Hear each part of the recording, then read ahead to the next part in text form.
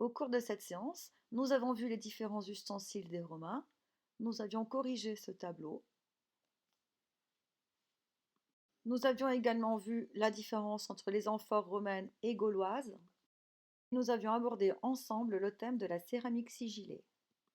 Voici de la céramique sigillée que je devais vous emmener en cours, mais bon, nous avons été pris de court. La céramique sigillée est en relief, comme je vous l'ai déjà expliqué. Alors celle-ci, c'est pas une vraie, je l'ai achetée dans un musée. Et donc elle représente des scènes. Je vous explique tout de suite comment on la fabrique. La céramique sigillée est une céramique qui est cuite à basse température, c'est-à-dire entre 1000 et 1100 degrés. Elles sont façonnées au tournage à la main, c'est-à-dire qu'on peut utiliser un moule ou carrément les tourner à la main. Les moules étaient cuits entre 700 et 800 degrés pour que la terre reste poreuse. C'était trop cuit, il n'arrivait plus à absorber l'humidité de l'argile. Et il n'arrivait pas à supporter la pression de l'estampage. L'estampage, c'est une technique qui consiste à appliquer une plaque de terre sur une forme concave, c'est-à-dire le moule. Les potiers plaçaient le moule sur le tour, ils plaquaient de la terre suffisamment humide et molle pour qu'elle pénètre sur les reliefs en creux et le moule s'imbibait alors de l'humidité de la terre qui, en séchant, se contractait et permettait de sortir l'objet moulé. On sortait donc ce que l'on avait composé et les finitions étaient effectuées comme pour le tournage. La signature du potier était alors posée le plus souvent sous le pied de la céramique. C'est d'ailleurs cette estampille, ce sceau, d'où la sigillée tire son nom latin, le sigillum. La poterie, une fois sèche, était trempée dans un vernis d'engobe, avant d'être cuite une dernière fois dans un four spécialement créé pour ce type de poterie. On l'appelle le four à tubulure. Ce four était destiné principalement à réaliser des poteries sigillées. Il servait à canaliser les flammes et ainsi protéger la céramique de coups de feu qui pouvaient l'endommager. Les motifs de la céramique sigillée étaient souvent composés de personnages ou de végétaux, d'animaux ou de scènes mythologiques. Elle pouvait aussi être relativement simple, mais toujours avec ce vernis caractéristique de cette poterie. Le principal site de construction de ces poteries était situé à la Groffe 5, à côté de Millau, mais il y en avait également à Montans, à côté de Gaillac. Ces sites étaient considérés comme les principaux fournisseurs de l'Empire romain, et on retrouve ainsi de la céramique sigillée de l'Aveyron ou du Tarn dans des musées comme le musée archéologique de Naples ou celui de Rome. Passons donc au petit 2. Déduire des informations d'un texte. La Rome impériale, capitale du monde connu, va drainer vers la ville et vers les capitales de l'Empire toutes les ressources des pays soumis. Des légumes, des fruits inconnus arrivent des confins de l'Europe. Les foie gras d'Égypte, les saumures d'Espagne, les charcuteries de Gaule, les fruits d'Afrique ou du Proche-Orient, les épices exotiques, les vins capiteux vont trouver le chemin des tables romaines. Mais avec la richesse, le goût du produit disparaît souvent sous une surcharge d'épices et de décorations qui nous semblent aujourd'hui superflues. Cette cuisine méditerranéenne antique peut nous déconcerter car pas de tomates, de pommes de terre, de riz, de maïs, d'avocats qui ne sont pas encore et pour longtemps arrivés du Nouveau Monde. Les grosses courges douces sont également inconnues, ainsi que le sucre, le seul édulcorant étant le miel. Un extrait de Lucullus digne chez Lucullus, cuisine antique grecque et romaine, de Caroline Thomas Vallon et Anne Vallon de Montgrand. Voici les questions auxquelles vous devez répondre. Quels aliments de notre cuisine actuelle sont inconnus des Romains et pour quelles raisons? Question suivante. Citez des aliments consommés par les Romains. Vous devez repérer leur provenance sur la carte de l'Empire. Voici un extrait concernant le transport des marchandises provenant du musée Lugdunum, l'exposition Une salade César, sur laquelle nous avons déjà travaillé. Routes mènent à Lugdunum. Véritable carrefour commercial, toutes sortes de marchandises arrivent dans la capitale des Gaules, par les routes ou par bateau. Regardez ce bas-relief figurant une scène de halage. On y voit deux hommes tirant une embarcation pour la faire avancer à contre-courant. Oh, oui! Les marchandises peuvent être conditionnées dans des sacs, des tonneaux ou encore des amphores. Fabriqués en terre cuite, ces contenants bon marché produits par milliers assurent une bonne conservation des denrées, comme les boîtes de conserve d'aujourd'hui. Cependant, les tonneaux leur seront préférés car ils sont plus légers et plus faciles à transporter.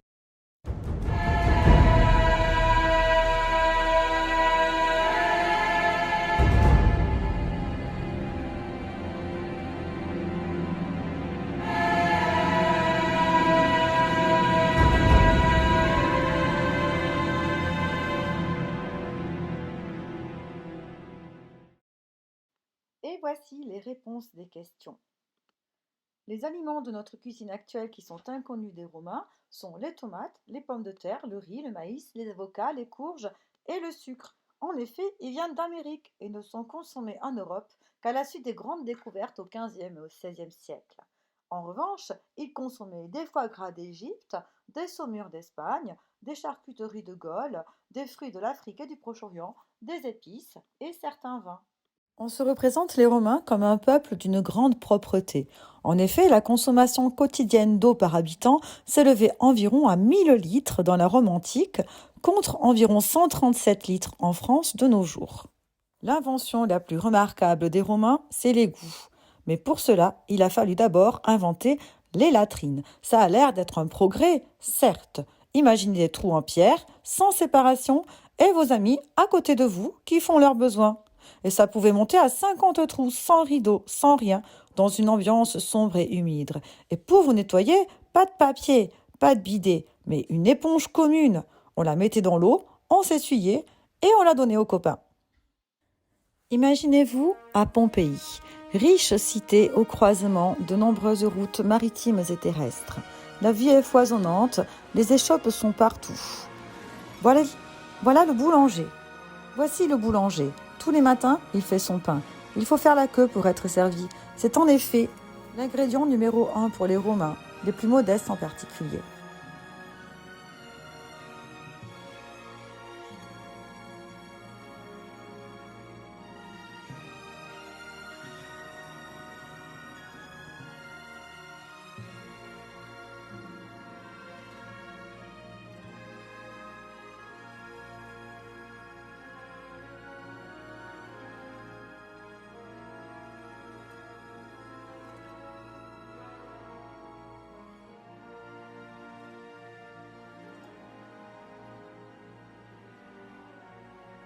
Les habitants de Pompéi se nourrissent des productions locales, mais ils profitent également des nombreuses marchandises qui proviennent de tout l'Empire romain, de la Mare Nostrum, comme disent les Romains.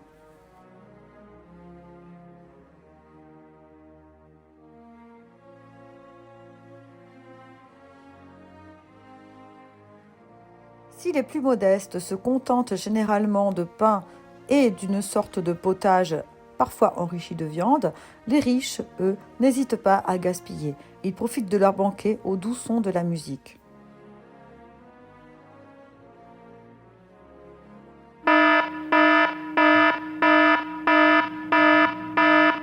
Hop, hop, hop. Harry sur l'image. Et oui, vous avez bien vu, ce romain se sert avec la main gauche. Erreur. Heureusement, vous êtes très cultivé et vous avez réussi à retrouver tout de suite cette erreur dans le film.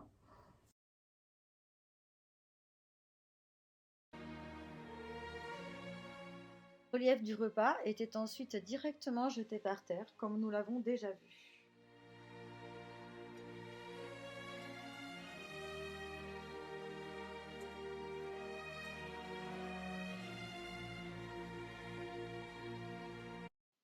Voici les questions suivantes de votre cours. Déduire les informations d'un texte. Gustatio, mauve, laitue, poireau, menthe, roquette. Anguille bardée de rue et couronnée de tranches d'œufs durs. Tétine de truie arrosée de saumure de thon. Prima mensa, chevreau, ragoût accompagné de fèves et de choux nains, poulet, jambon. Segunda mensa, fruits doux, vin de nomentum. De combien de parties un repas de banquet se compose-t-il? Quels sont leurs équivalents dans nos menus modernes? Recherchez les mots dont vous ignorez le sens. Que vous apprend ce menu sur le goût des Romains? Et quels commentaires vous inspire ce menu?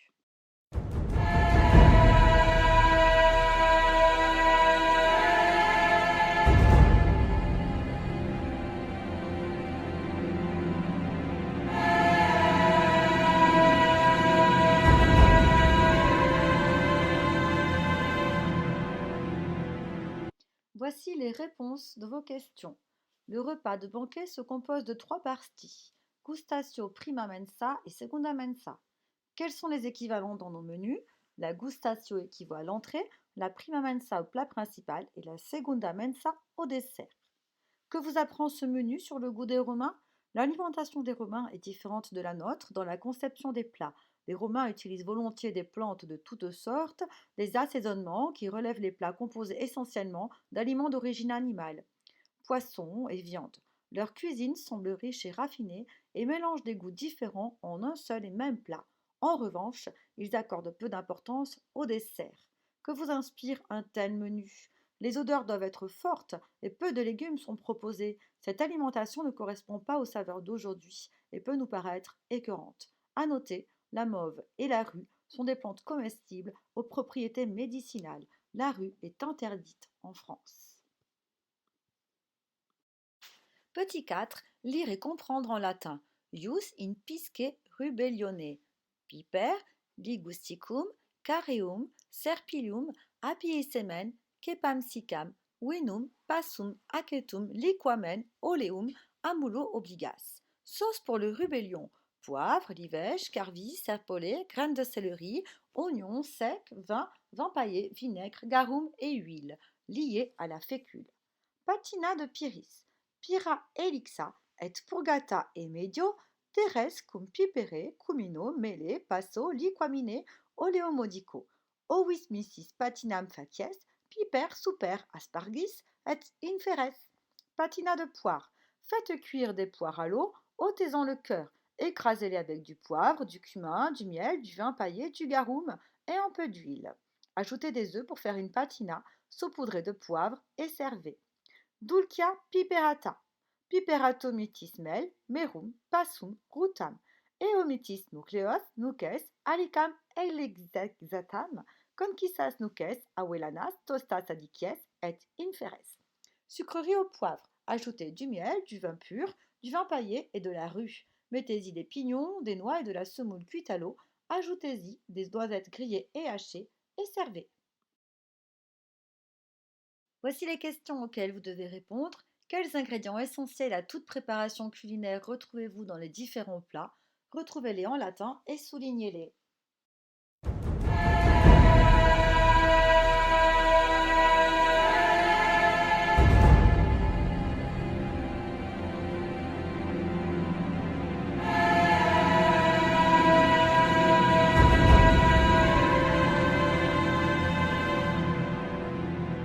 Voici les réponses à vos questions. Les ingrédients essentiels sont le poivre, le vin, le garum, le miel et l'huile. Pour les retrouver en latin, piper, vinum, garum, liquamen, mele, oleum.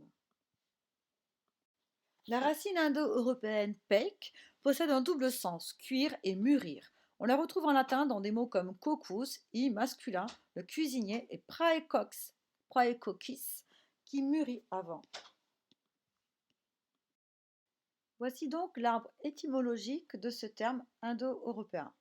Il apparaît en sanskrit avec le mot pagati. Il apparaît également en grec avec pesso, faire cuire, digérer, qu'on le retrouve dans un mot bien connu de vous, pepsi. En français, on le retrouve dans dyspepsie. Dans les langues romanes, on le retrouve en italien avec cucina, en latin dans cocus, cocere, qui donne un maître que, en espagnol cocina, et en français cuisine, concocter, décoction. Pour ce qui est des langues germaniques, il apparaît dans le mot anglais cooker, qui veut dire cuisinière, et dans l'allemand Koch, qui veut dire cuisinier. Il existe à Toulouse une église nommée Saint-Pierre-des-Cuisines, à côté de la place Saint-Pierre. C'est la plus vieille église du sud-ouest de la France, construite sur une ancienne nécropole gallo-romaine du IVe siècle. Elle est classée monument historique depuis 1977 et placée sous la responsabilité du musée Saint-Raymond de Toulouse. Aujourd'hui, elle abrite un auditorium de 400 places pour le Conservatoire à rayonnement régional de Toulouse. Pourquoi je vous en parle ? Parce que le nom Saint-Pierre-des-Cuisines provient d'une version francisée de coquinis qui désigne de petits artisans. L'histoire raconte que les pêcheurs de la région avaient jadis honoré Saint-Pierre en lui dédiant un prieuré. Le nom de coquin date de l'époque gallo-romaine. Il a donc été attribué à cette église. On y a retrouvé d'ailleurs de grandes jarres qui peuvent faire référence à celles qui étaient utilisées par les cuisiniers de cette époque, les coquinis. Cependant, le mot coquin peut aussi faire référence au terme avec la valeur qu'il a aujourd'hui, c'est-à-dire des gens pas très recommandables. Voici les questions auxquelles vous devez répondre sur votre cours.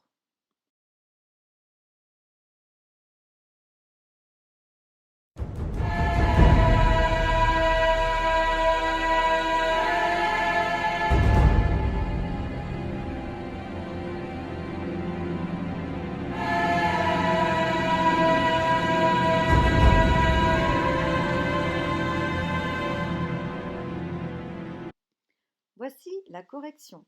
La maîtresse de maison a concocté un délicieux repas pour les invités. La pharmacienne nous a proposé de faire une décoction de tilleul et de camomille pour nous relaxer. L'apprenti suit les ordres du maître-queux étoilé pour réussir sa recette. Pour réaliser ce plat, il faut le cuire au four à 180 degrés. Les clients de ce restaurant ont hâte de découvrir la cuisine de ce grand chef. Voici un extrait du film Gladiator. Je vous demande d'essayer de retrouver quelle erreur a commis le scénariste.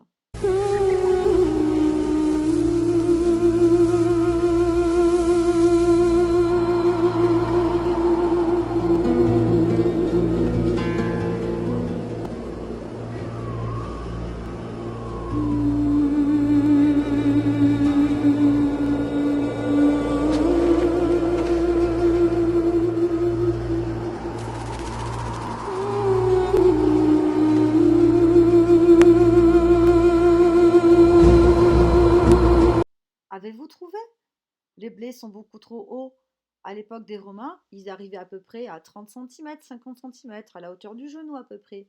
Les blés ont été sélectionnés au fur et à mesure pour pouvoir être à la taille à laquelle ils sont aujourd'hui. C'est en effet beaucoup plus pratique pour les ramasser, autant pour les hommes que pour les machines. Je ne résiste pas au plaisir de vous montrer Jamie en train de cuisiner, ainsi que quelques recettes romaines qui, je l'espère, vous inspireront. Attention, si vous aimez votre patrie française et que vous souhaitez une recette goûtue qui plaira à vos compagnons d'armes, je vous conseille d'utiliser des produits qui respectent votre planète et vos producteurs. Alors, seulement la fierté rayonnante de César vous aurez.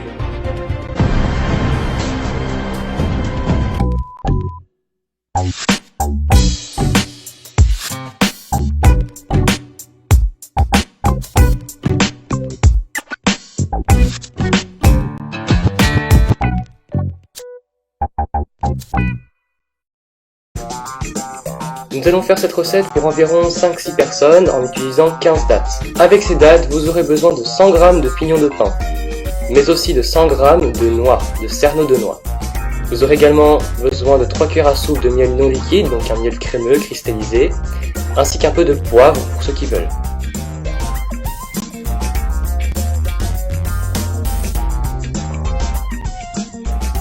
Commencez par enlever le noyau des dattes à l'aide d'un couteau. Attention à ne pas vous blesser bien évidemment.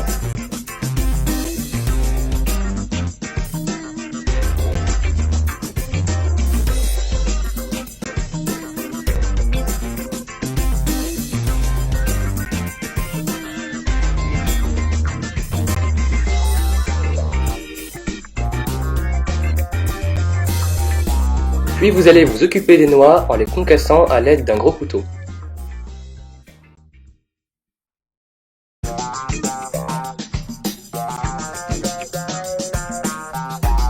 Broyez maintenant les pignons de pain avec un mortier.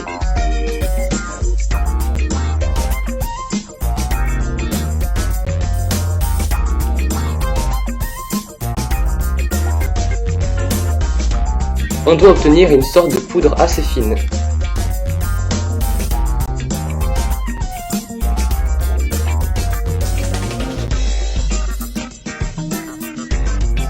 Mélangez maintenant les noix avec les pignons de pain.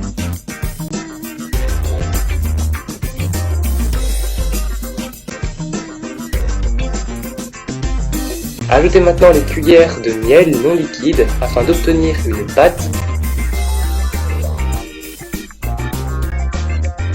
Pâte que vous mélangerez avec la cuillère ou même avec les doigts.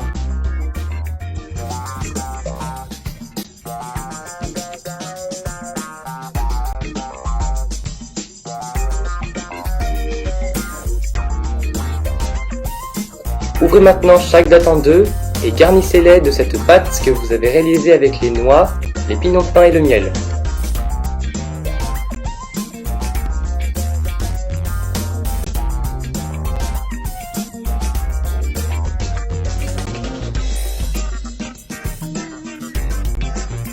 Déposez-les après quoi dans un plat de présentation.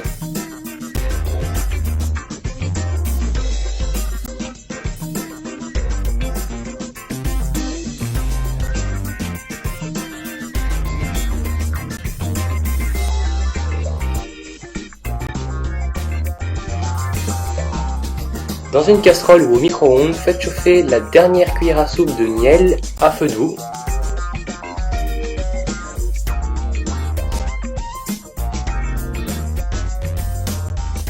Et nappez ensuite les dattes avec ce miel liquide.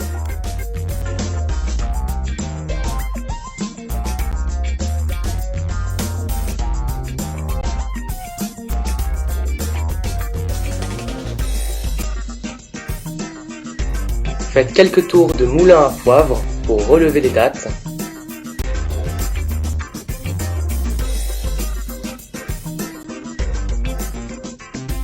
Et c'est prêt!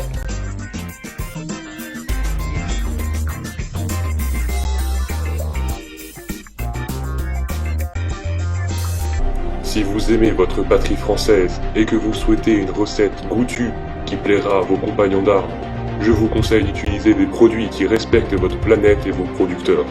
Alors, seulement la fierté rayonnante de César vous aurez.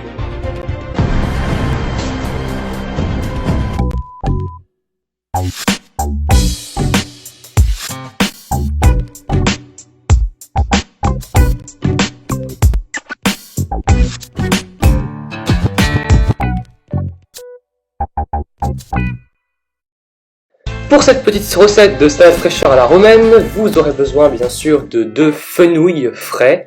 Vous aurez également besoin du jus d'un citron, de quelques dattes séchées, donc à vous de voir combien vous en voulez, tout comme les figues séchées, de 2 cuillères à soupe d'huile d'olive, et pour finir, 1 cuillère à soupe de vinaigre, sans oublier les 3 cuillères à soupe de miel. Attention à prendre du miel non liquide. Je vous invite également à prendre de la coriandre fraîche ou du persil que vous pouvez hacher et ajouter à la fin dans la salade. Tout d'abord, commencez par laver les fenouils.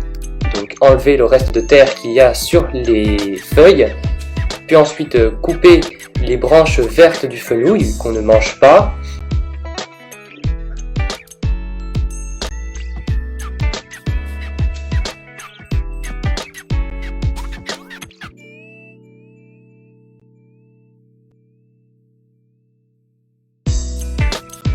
Puis ensuite, vous enlèverez les parties plutôt abîmées du fenouil à l'aide d'un couteau en grattant les premières feuilles par exemple, donc les parties noires, les parties marron. Ceci étant fait, vous allez éplucher et couper les fenouils. Donc il s'agit de tirer en fait les feuilles à partir du haut du fenouil.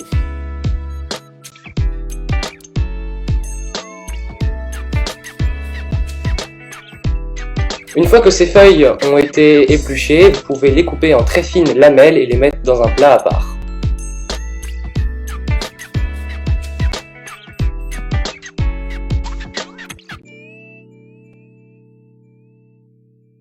Commencez par couper le citron en deux et réservez-le sur le coin de votre table. Prenez ensuite les fruits séchés, les dattes et les figues. Donc à commencer par exemple les figues séchées. Vous les coupez en petits cubes. Finement.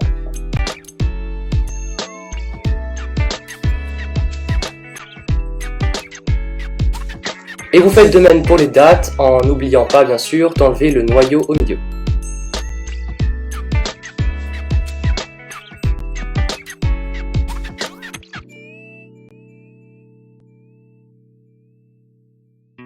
Il faut maintenant presser les 2 citrons que vous avez coupés précédemment dans le fenouil, puis mélanger avec une cuillère. Ajoutez alors les fruits séchés, coupés en petits cubes, remélangez. Et ajoutez ensuite les 2 cuillères à soupe d'huile d'olive ainsi que la cuillère à soupe de vinaigre.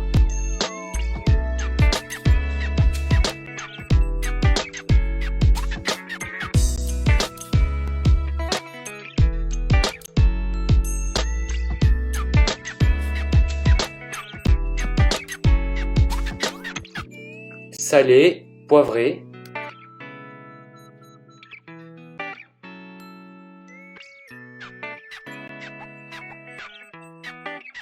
Et finissez par les 3 cuillères à soupe de miel non liquide.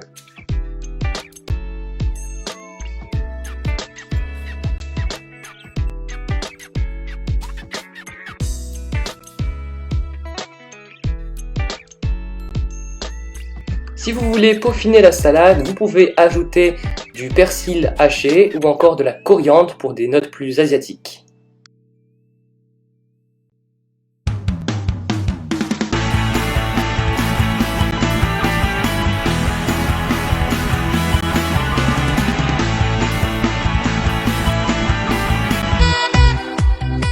Pour réaliser cette recette, vous aurez besoin de 350 ml de lait d'amande. Il vous faudra également 250 g de semoule, une poignée de raisins secs, 60 g de miel, un demi-verre de vin blanc, un peu de poivre et quelques pignons de pain. Commencez tout d'abord par faire gonfler les raisins secs dans de l'eau chaude pour les faire ramollir.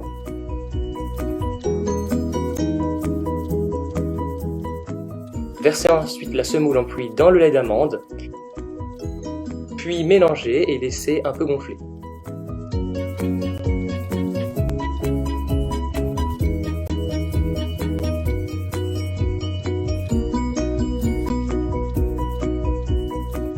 Placez dans une casserole le lait d'amande et la semoule.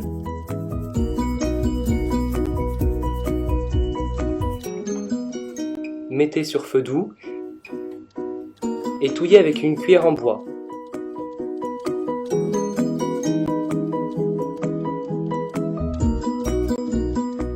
Lorsque le mélange s'épaissit un peu, ajoutez le miel,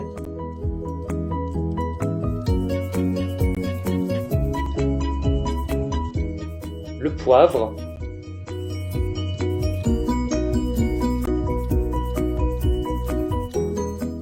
puis les raisins secs,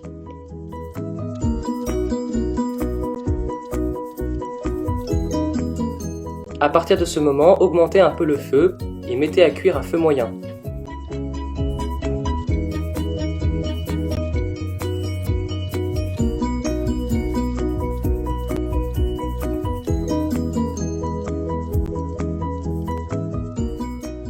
Lorsque le mélange s'épaissit de nouveau, ajoutez le vin blanc en plusieurs fois et faites cuire au moins 5 minutes à feu vif en ne cessant de remuer pour éviter que la semoule n'attache sur le fond de la casserole.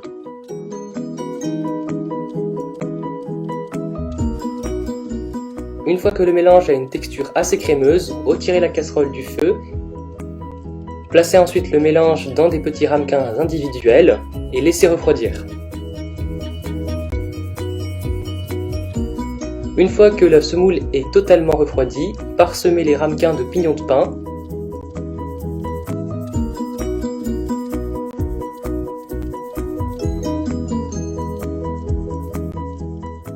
Vous pouvez également rajouter par gourmandise du miel liquide car cette recette est très peu sucrée.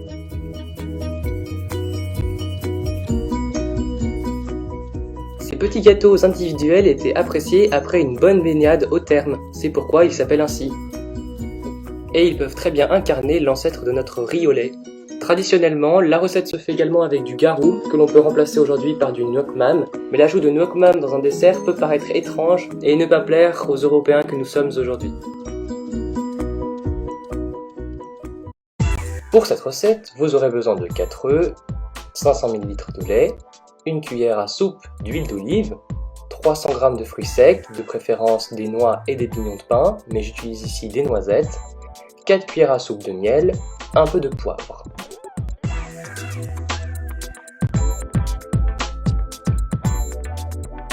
Commencez par concasser grossièrement les fruits secs avec un grand couteau. Pensez parallèlement à préchauffer votre four à 180 degrés.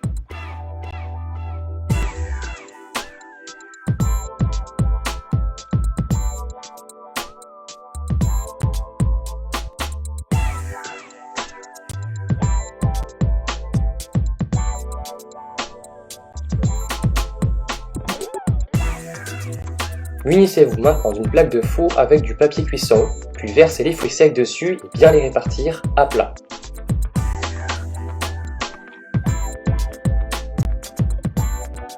Enfournez alors 10 minutes à 180 degrés en surveillant bien la coloration.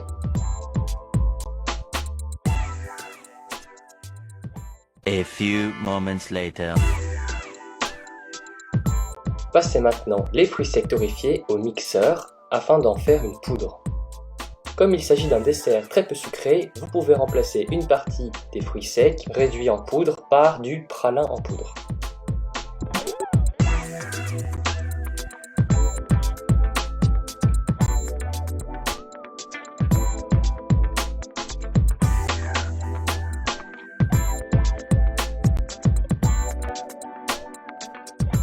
Commencez à ajouter à cette préparation le miel.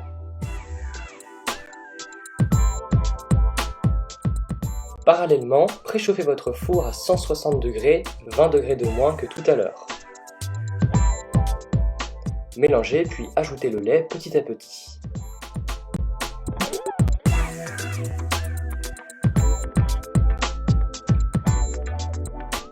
Enfin, terminez avec les œufs.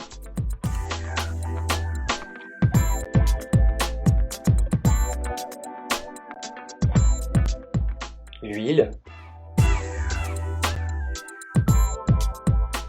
et le poivre. Quelques tours de moulin suffisent largement.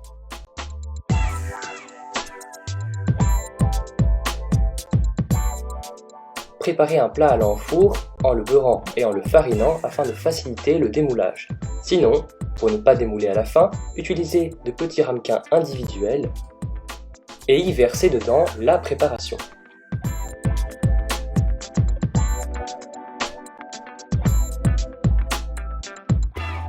Maintenant, mettre au four à 160 degrés pendant environ 45 minutes, voire plus.